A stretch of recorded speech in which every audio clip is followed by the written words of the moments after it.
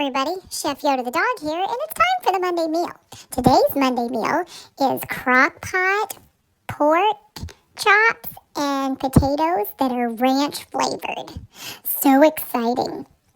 My mom did the recipe and then she realized she read the notes section afterwards and realized that lots of people complained about it, and so the lady had put some extra notes on there about how to make the recipe more flavorful. So you'll see in the video how my mom did it, and it tasted amazing. My family scarfed it up. There are no leftovers. So just wanted to let you know to make sure and watch and see what she does to make it more flavorful than the original recipe, which she will link in the description box below.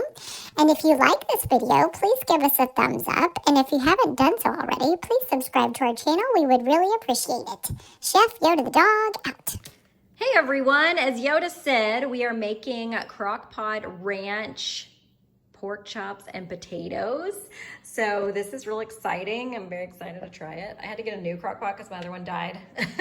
But we're gonna do this on high. You can either do it on low, 5 to 6 hours, or high, 3 hours. So we're gonna do ours on high.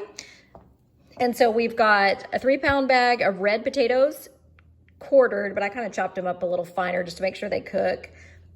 And then we've got about 5 or 6 pork chops down there in the bottom. I don't know if you can see them, that I thawed out.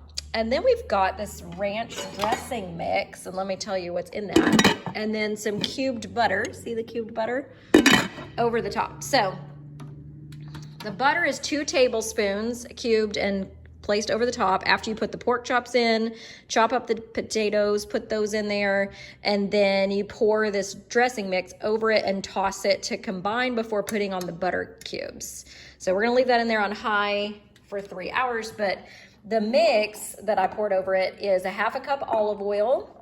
I used 2 teaspoons apple cider vinegar and then 2 tablespoons of ranch dressing mix. So you mix that together, pour it over, then put the butter on. So that is what is in there. So I'm gonna show you the finished product when it's done. All right, so it's been 3 hours on high and they are done. You only need your pork chops to be 145. And as you can see, they are way above that, so not a concern. The potatoes are definitely done too, so not a problem there. But I didn't read the notes on this recipe until just now, and I should have done that before. I normally do if there's notes, but they said the flavor was bland and then to add onion and garlic. So I did. I added about what the equivalent of a chopped onion would be, and then a couple of cloves of garlic. And I'm gonna put the lid back on and let it cook a little bit longer. I'll just put it down on like low. Just to make it more flavorful. And then she also suggested adding an extra couple tablespoons of ranch dressing mix, but if it still is not very flavorful, I'll just add some ranch dressing to it. So anyway, but that's the finished product, so enjoy.